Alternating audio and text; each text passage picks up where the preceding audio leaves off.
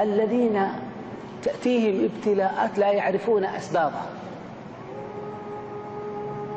يعني هذا الرجل ابتلاءات متواصلة، سيارته، ابنه، بنته، زوجته، مصائب كبار ولا يعرف لها سببا.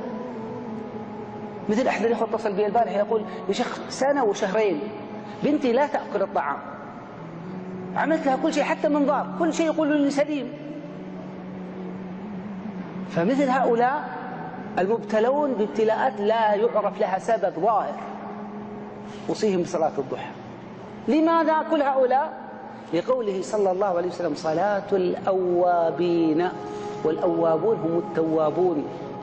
ليش التوابون؟ نعم، أوصي به من بينهم وبين زوجته عائلات مشاكل، لأن الأوابين هم الرجاعين إلى الله، ولا يرفع بلاء إلا بتوبة، كما أنه لا ينزل بلاء إلا بذنب.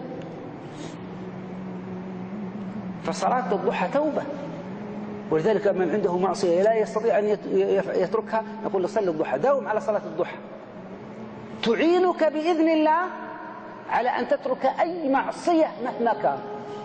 مرة جاءني أحد الإخوة وقال: يا شيخ أنا واقع في بلية لا أستطيع أن أتركها. قلت: ما هي؟ قال: وصى أبي وصية قبل أن يموت فحرفت في الوصية.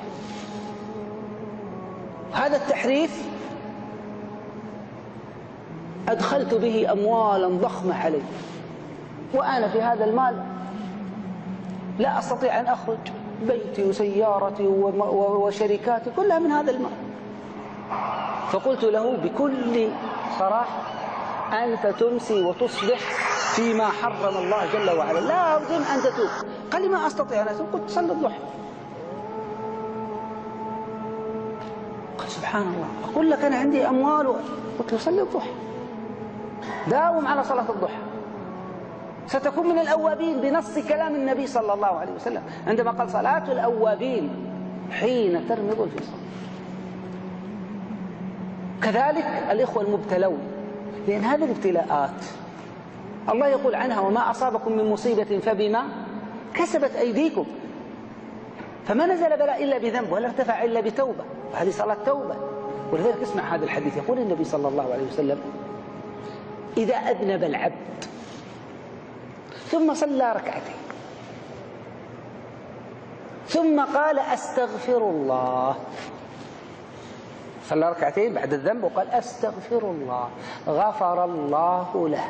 أخرجه الترمذي وأصله في صحيح مسلم وإسناده صحيح.